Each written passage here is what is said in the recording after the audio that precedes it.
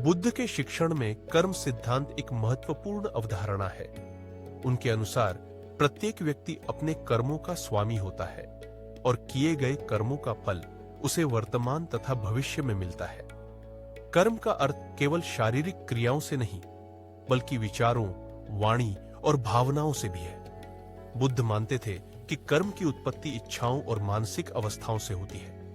यदि मन में द्वेष, लोभ, मोह या अज्ञान के भाव हों, तो कर्म अशुभ फल देते हैं, जबकि दया, करुणा, प्रेम और ज्ञान से प्रेरित कर्म शुभ फल लाते हैं। यह सिद्धांत बताता है कि प्रत्येक क्रिया का परिणाम होता है, चाहे वह तत्काल अनुभव हो या भविष्य में दिखाई दे।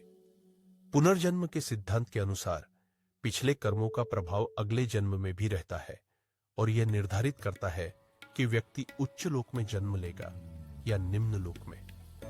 बुद्ध ने आत्मा के अस्तित्व को नहीं माना, परंतु कर्म द्वारा संचालित प्रक्रिया को महत्व दिया। उनके अनुसार व्यक्ति अपने कर्मों के द्वारा स्वयं की तकदीर रचता है और उसे अपने जीवन में सुधार के अवसर मिलते हैं। जीवन में प्रत्येक कर्म की नियत और मानसिक स्थिति महत्वपूर्ण होती है।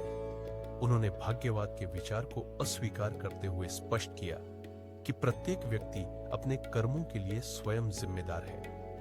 केवल अच्छे कर्म करने से ही मोक्ष की प्राप्ति संभव नहीं, बल्कि सम्यक ज्ञान, ध्यान और आत्मशुद्धि द्वारा ही संसार के चक्र से मुक्ति मिल सकती है। इस प्रकार बुद्ध का कर्म सिद्धांत नैतिकता, व्यक्तिगत जिम्मेदारी और आत्मिक उन्नति का संदेश देता है, जिससे व्यक्ति अपने जीवन में सुधार और विकास कर सकता है। कर्म का यह नियम हमें यह सिखाता है कि प्रत्येक क्रिया का फल अवश्य मिलता है और हमें हमेशा विचारपूर्वक कार्य करना चाहिए। इस विचार से जीवन में शांति आती है